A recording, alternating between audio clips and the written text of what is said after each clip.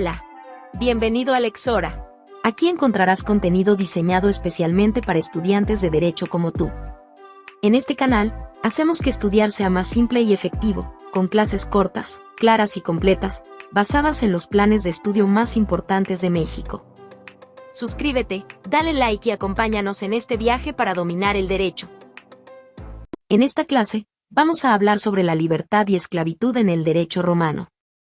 Hoy vamos a abordar uno de los temas más significativos y controvertidos en la historia jurídica de Roma, la libertad y la esclavitud, que se enmarcan dentro del status libertatis. Este concepto divide a los hombres en dos grandes categorías, los libres y los esclavos, y define las bases de la organización social y jurídica en Roma. Comencemos por los libres, es decir, aquellos que gozaban plenamente del status libertatis. Dentro de este grupo encontramos dos subcategorías importantes.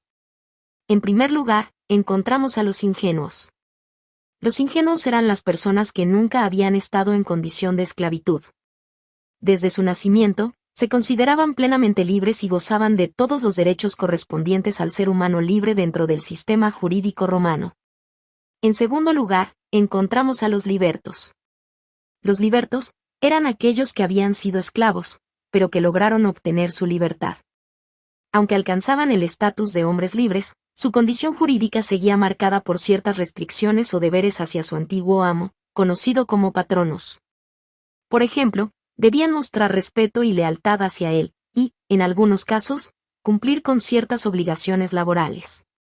Por otro lado, tenemos a los esclavos, quienes representaban el extremo opuesto del status libertatis. La esclavitud, desde el punto de vista jurídico, era una institución que colocaba a una persona bajo el poder absoluto de otra, privándola de toda capacidad jurídica. En términos legales, el esclavo no era considerado un sujeto de derechos, sino un objeto que podía ser poseído, vendido o incluso castigado a voluntad de su amo. Sin embargo, aunque la esclavitud era una práctica ampliamente aceptada en Roma, con el tiempo surgieron leyes que intentaron morigerar el trato hacia los esclavos.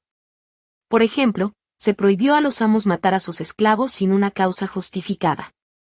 También se impuso a los amos la obligación de liberar a los esclavos enfermos, quienes de otra forma quedarían desamparados, y se estableció que los esclavos sometidos a malos tratos debían ser vendidos a otros dueños para protegerlos de abusos extremos. Vamos a ver ahora las fuentes de la esclavitud.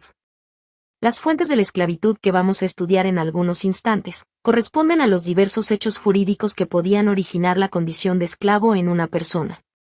En el derecho romano, estas causas podían derivarse tanto del derecho civil como del derecho de gentes. Comencemos con la primera fuente, el nacimiento.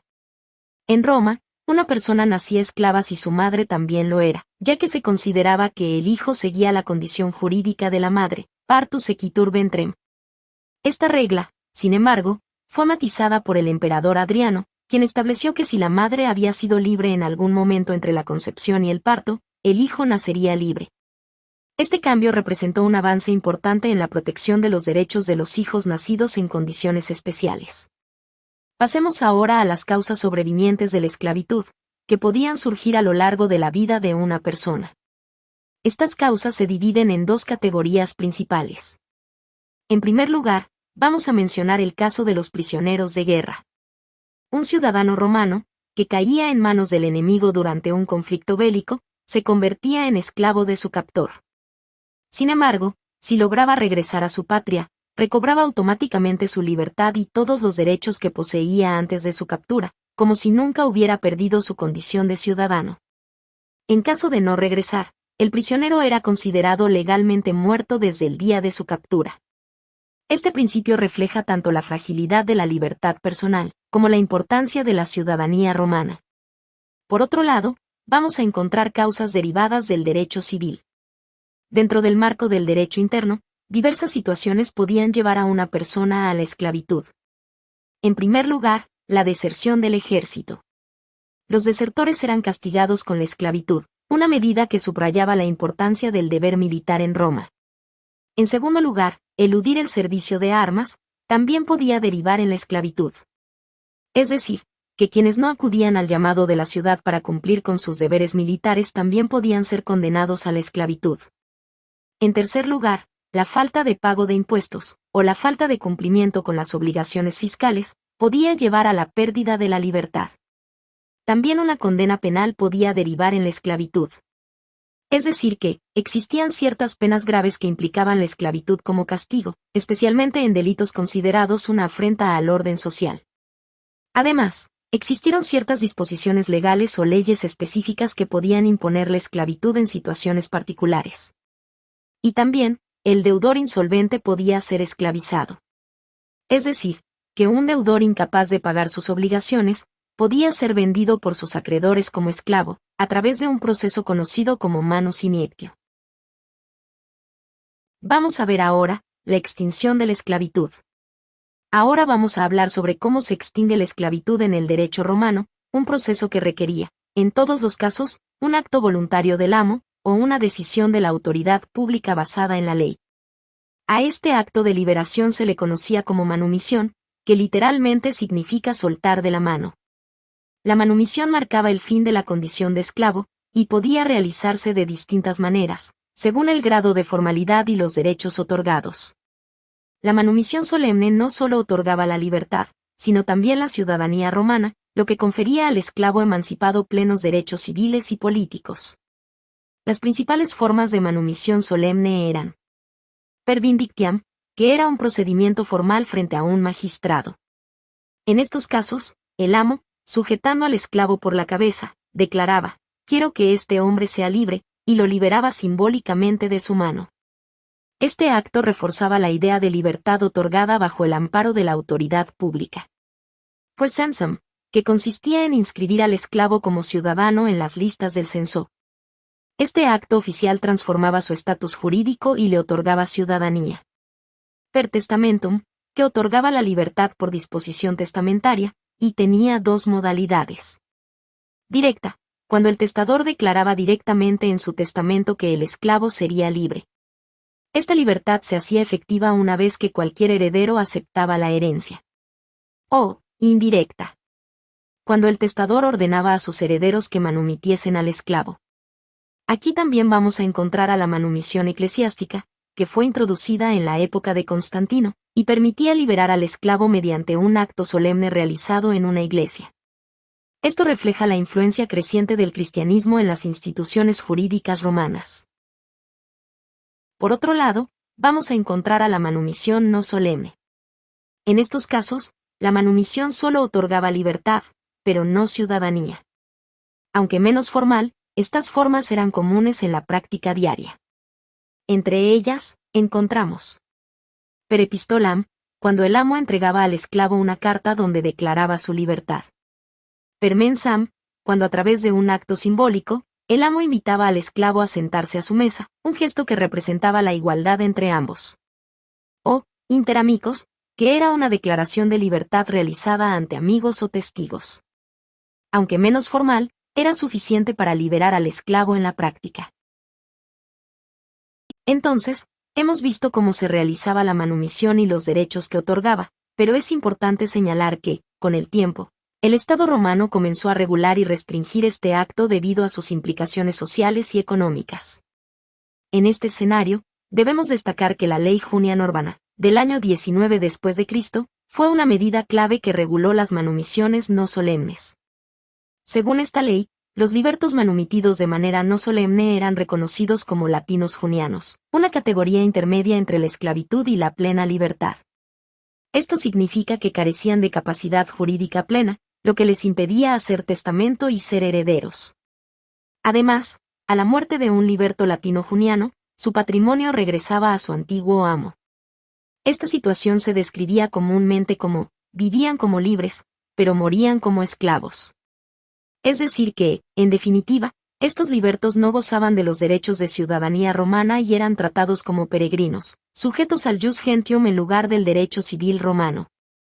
Por otro lado, también debemos destacar que a medida que las manumisiones se hicieron más frecuentes, especialmente durante la etapa imperial, el Estado decidió intervenir para evitar que este fenómeno afectara la economía romana y la disponibilidad de mano de obra esclava.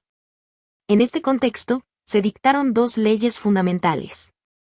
En primer lugar, la Ley Fufia Canimia, en el año 2 a.C. Esta ley estableció límites estrictos a las manumisiones testamentarias. Se impuso un número máximo de esclavos que un ciudadano podía liberar en su testamento, dependiendo de la cantidad que poseyera. Por ejemplo, quien tuviera entre 31 y 100 esclavos solo podía manumitir una cuarta parte.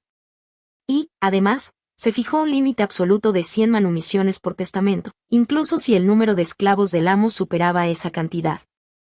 En segundo lugar, la ley Aelia Sentia, del año 4 después de Cristo, introdujo restricciones tanto para el amo como para el esclavo. El amo debía tener más de 20 años para manumitir, y el esclavo debía tener más de 30 años para ser manumitido. Esta ley también declaró nulas las manumisiones realizadas con el propósito de defraudar a los acreedores, protegiendo así los derechos de terceros. Vamos a ver ahora la relación de patronato. Con la manumisión de un esclavo, surge una relación jurídica y social entre el antiguo amo, ahora convertido en patrono, y el esclavo liberado, quien pasa a ser conocido como liberto.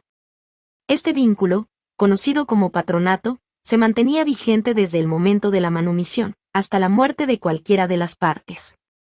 La relación de patronato establecía obligaciones claras para el liberto, quien debía cumplir con 3 deberes fundamentales. En primer lugar, el liberto tenía el deber de obsequium, o respeto. Es decir que, el liberto debía guardar respeto y sumisión hacia su patrono.